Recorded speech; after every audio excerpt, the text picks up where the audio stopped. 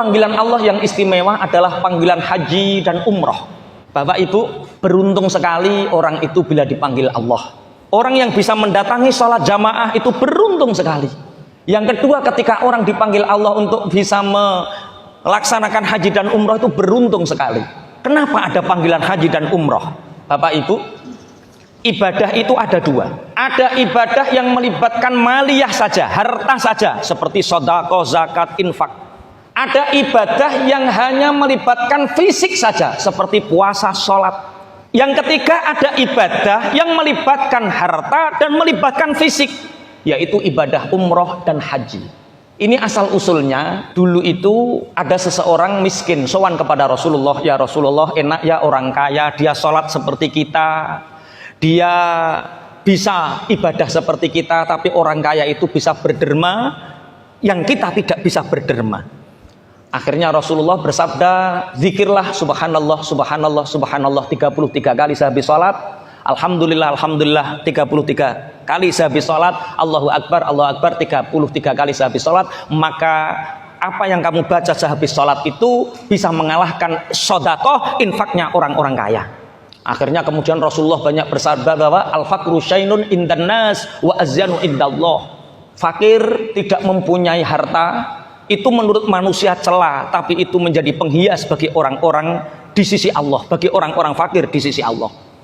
Bapak Ibu, nanti di mahsyar orang itu akan melihat satu istana, yang istana itu megah, semua ingin masuk ke sana. Ketika ditanyakan kepada malaikat, itu istana milik siapa? Apakah milik para nabi? Mboten. Apakah milik para rasul? Mboten. Lah itu istana milik siapa? Itu istana miliknya orang fakir di dunia yang dia bersabar. Bahkan di dalam cerita yang lain, di dalam hikayat yang lain, orang fakir, orang miskin itu masuk surga 500 tahun lebih cepat daripada orang kaya. Berarti enak melarat apa enak kaya, Pak? Wong sing diceritakno fadilah miskin, dek kaya wae. Insyaallah, ya Allah, enak kaya. Kaya itu ada orang kaya, ada orang miskin. Kaya itu berkaitan dengan uang, tapi kaya belum tentu lapang. Makanya orang yang kaya sesungguhnya itu adalah orang yang punya hati yang lapang. Akhirnya ada untuk muqabalah, pembanding antara orang fakir dan orang miskin ini. Pembandingnya untuk orang kaya apa? Haji dan umroh. Karena orang fakir itu setiap siapa yang mendatangi jamaah sholat subuh sebelum datangnya imam, qobliyah subuh, kemudian datang ke masjid, datang sebelum datangnya imam, menangi takbiratul ihramnya imam, maka sama halnya dia mendapatkan pahala haji dan umroh. Iku wong melarat, enak wong melarat, ibadah gak angel-angel, Pak. Orang kaya itu diwajibkan oleh Allah haji. Umroh itu untuk apa? Untuk bisa membandingi fadilah keutamanya orang miskin. Jadi wong melarat ora susah nek gak iso haji. Wong melarat itu hajine penak tok, Pak. Wong sugih Masya Allah ngetokno biaya minimal 40 juta. Nek sakniki sing wedok seneng shopping ketoke kurang 40 juta ya, Pak. Kabeh diblonjoni, Pak. Nggih, Masya Allah. Tapi Rasulullah dalam satu sisi juga bersabda, al-hajju al-mabrur laisa jazaa'un illal jannah. Haji yang mabrur itu tidak ada balasan kecuali surga. Tapi kadang-kadang kemabruran haji ini ditangguhkan oleh Allah, tidak datang seketika. Ada pak orang, dia itu orangnya jelek. Jadi ada kiai kaya raya, dia itu punya satu metodologi pengajaran. Dia mengimani hadis ini bahwa orang yang diumrohkan, orang yang dihajikan itu pasti akan menjadi orang baik. Akhirnya kiai ini mengumpulkan uang. Ketika uangnya banyak, itu satu kampung yang paling nakal itu didekati, Pak. Satu kampung itu terkenal dia mencuri dan pemabuk didekati. Mas, nggih Pak Yai, sampean gak kepingin haji toh?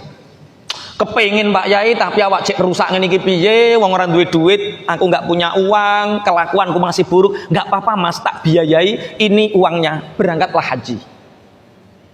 Bareng berangkat haji, pulang, alhamdulillah hajinya mabrur. Dari mabuk menjadi tidak mabuk, dari mencuri dia akhirnya bekerja sebagaimana halnya yang halal. Orang-orang alhamdulillah Pak Yai mabrur, alhamdulillah. Ada orang suka mabuk, suka mencuri, suka berjudi. Orang ini dari kampung sebelah nikah dapat tetangganya Pak Kiai ini, didekati lagi. Mas haji mas yo. Aku yo gelem Pak Yai, tapi yo duwite gue iki lho tak kei duit tak daftarke. Enggak dikasihkan sama Pak Yai, kalau dikasihkan habis ini untuk judi. Didaftarkan bareng-bareng, mana KTP-nya, daftar Pak.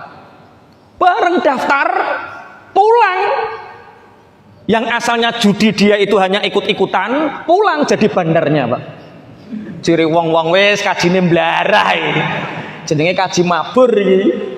Kata Pak Yai, tidak, hajinya mabrur, cuma tidak tahun ini. Mungkin tahun depan dia diberi tobat sama Allah. Tenan Pak, tahun depan tambah tegalnya mertua dijual, motor mertua dijual untuk judi Pak. Ciri wong-wong wis nganggur Pak Yai, nganggur, tambah parah saiki. 3 tahun berikutnya, 7 tahun berikutnya, sampai menunggu 10 tahun Pak.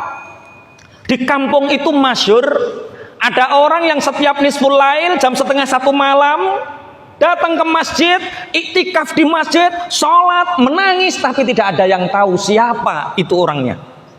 Akhirnya Pak Yai penasaran, siapa yang masyhur setiap 1:30 malam lampu mati dia sholat sambil menangis.